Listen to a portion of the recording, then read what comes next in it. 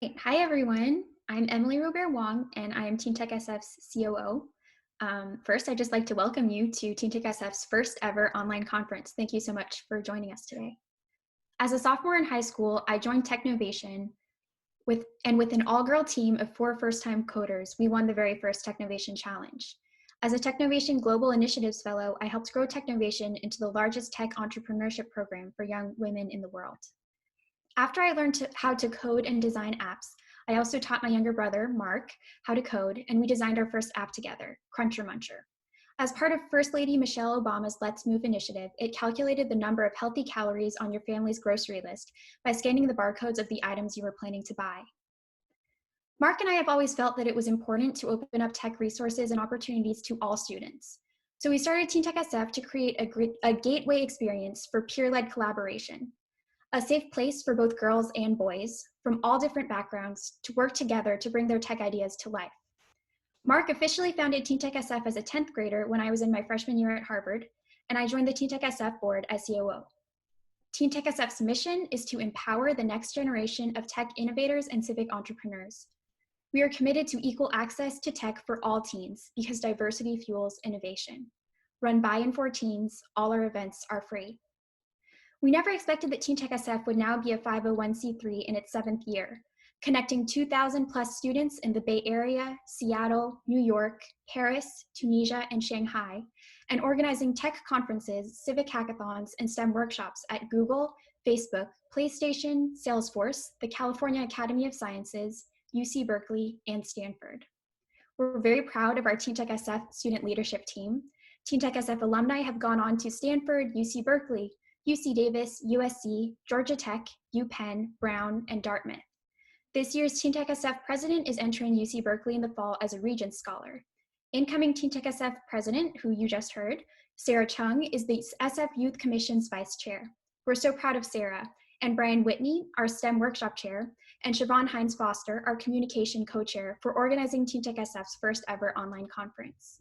You can visit our website at teentechsf.org to find out more about who we are and what we do. And if you'd like to join the TeenTechSF leadership team, email us at teentechsf@gmail.com. Okay, so before we get started with our keynote, I will leave you with this final comment. Tech is a critical tool, and COVID-19 has shown us how important it is to be able to master using that tool, not only to help research vaccines and treatments, and analyze data and track the spread of the disease, but also to be able to order groceries, do our homework, and communicate with our friends. However, just as when you're a carpenter, everything starts to look like a nail, once you get started with tech, you can start to think you can innovate your way out of any situation. But tech is just a tool, a means to an end, and we must take on the challenge to determine what the purpose of tech is. We are here today to master tech skills, but we're all here to make sure that everyone has equal access to tech resources and opportunities. Our purpose must be to use tech to create the kind of society we want to live in. For example, in San Francisco's Mission District, UCSF did a study in April that found that less than 2% of community members from the mission had been exposed to COVID-19. However, among those 2%, 95% were Hispanic or Latinx, and only 10% had the ability to work from home. So our goal must be not only to master tech skills, but also to use our skills to create a more equitable society. We also need to use our tech skills to understand our world.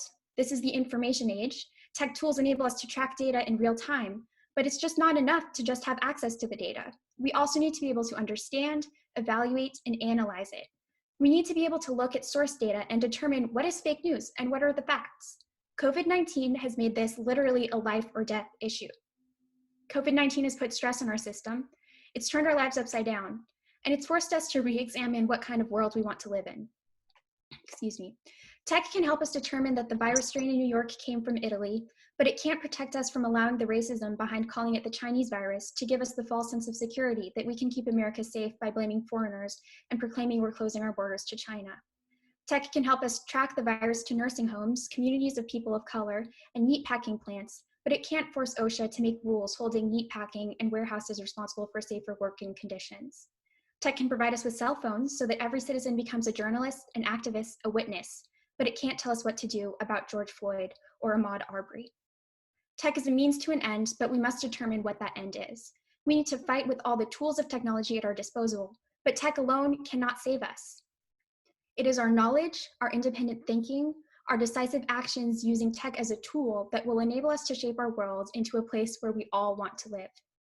Today, we're lucky to have with us our keynote speaker, Cheryl Davis, who is the Executive Director of San Francisco's Human Rights Commission, to talk to us about equity and inclusion during COVID-19. It's her job to take on issues of social justice, and she spends every day creating scholarships, developing internship programs, and fighting for children, families, the elderly, the LGBTQ community, people of color, and all of the most vulnerable members of our community. Please join me in welcoming Cheryl Davis. Cheryl, over to you.